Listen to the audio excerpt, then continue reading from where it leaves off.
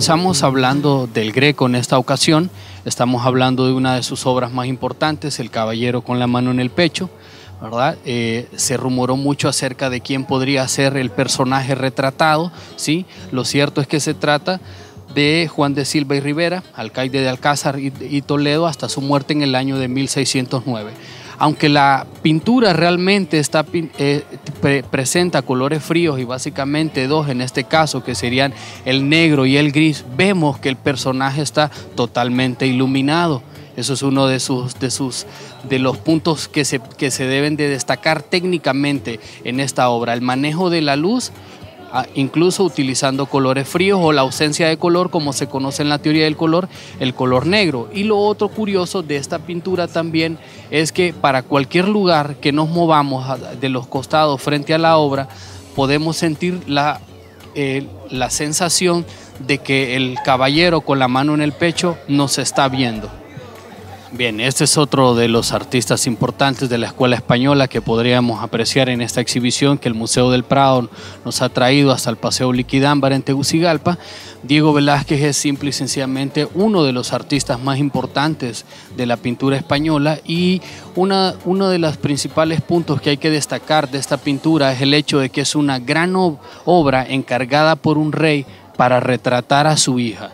Entonces vemos una pintura y un artista que hace una de las obras más importantes de la historia del arte del Renacimiento, dedicada a un niño, ¿sí? En este caso a la hija del rey. Y lo otro interesante que podríamos ver también es esa relación que los artistas tenían con las demás esferas del conocimiento de su época, porque en el fondo podemos ver en este lado de acá, ¿sí?, a los reyes que aparecen en una imagen, en un espejo. Si ellos están del lado posterior, del lado en el que nosotros estamos viendo la pintura, ¿sí? Así que eso nos muestra que Diego Velázquez también tenía conocimientos de óptica, o por lo menos tenía conocimiento de los experimentos que Galileo había hecho con telescopios y con óptica. Bien, este es otro artista español, Francisco de Goya, ¿sí? Esta es una de sus obras más importantes, Saturno devorando a un hijo, ¿sí?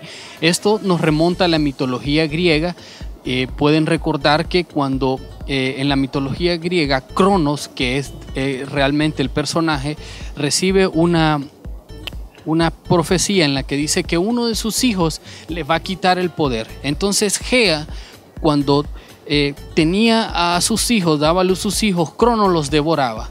Pero en una ocasión, el último hijo que tuvo Gea le dio una sábana envuelta con piedras a Cronos para que éste las devorara, y luego este niño que logró sobrevivir se va a convertir en Zeus, que va a ser el dios de todos los dioses, que al final termina derrotando al dios del tiempo. Bien, nos encontramos ante otro de los ejemplares acá de la muestra del Museo del Prado.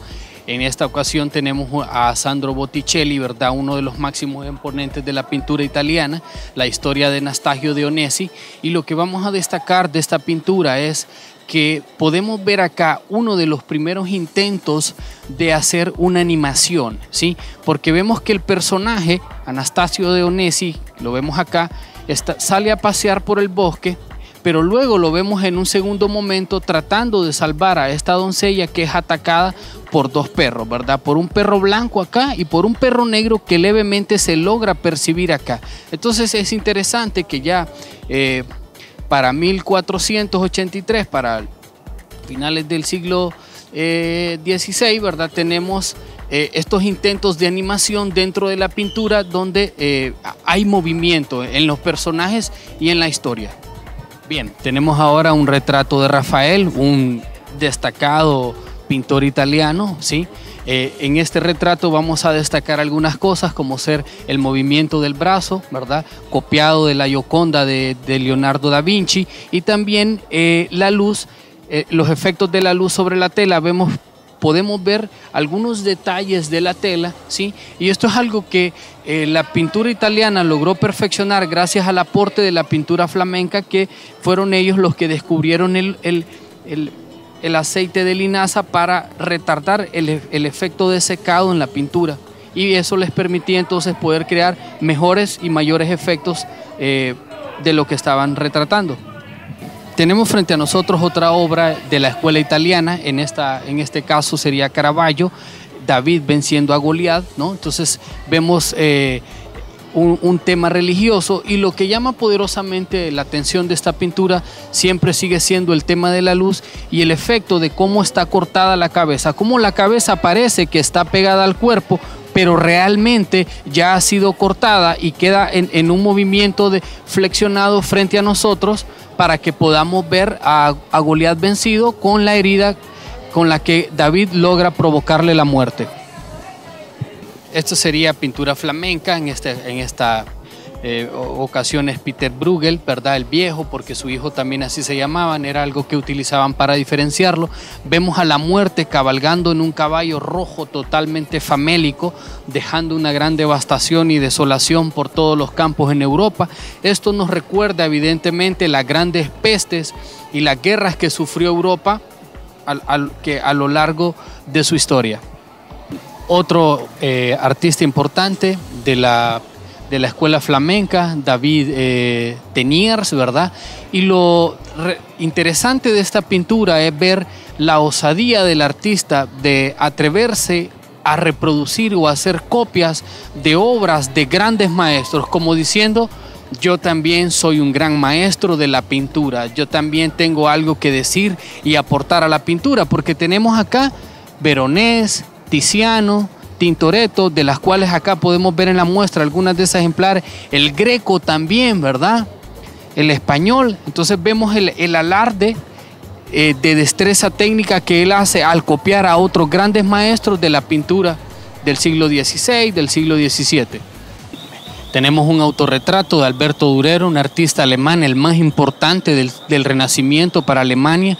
En este autorretrato lo vemos a los 26 años y, como habíamos visto en la pintura anterior de Rafael, en la pintura del Cardenal, vemos la copia por influencia de la pintura italiana del movimiento en los brazos, siempre descansando, muy similar al movimiento de la Gioconda. Y también la pintura tiene dos centros de interés: primero la cara de Alberto Durero, ¿sí?, y luego las manos. Siempre los italianos y la pintura del Renacimiento tratando de reproducir la gracia del movimiento del cuerpo humano que ellos habían tratado de reproducir por influencia del arte griego. Este es otro destacado pintor de la pintura flamenca, sí, de la escuela flamenca, Pedro Pablo Rubens. Lo vemos aquí en esta obra llamada Las Tres Gracias, que serían la afabilidad, la simpatía y la delicadeza, como queriendo decirnos esos tres rasgos característicos que debería de poseer la personalidad de cualquier individuo para hacerlo acepto, agradable, ¿sí?, y para poder generar empatía. Y lo otro interesante de esto es siempre el manejo de la luz, y como rescatábamos de la pintura flamenca, el gran aporte o el descubrimiento de ellos del aceite de linaza, que permitió retrasar el proceso de secado de la pintura, y esto les permitía a ellos lograr la mayor cantidad de detalles posibles que la luz y que el ojo humano les permitía poder captar.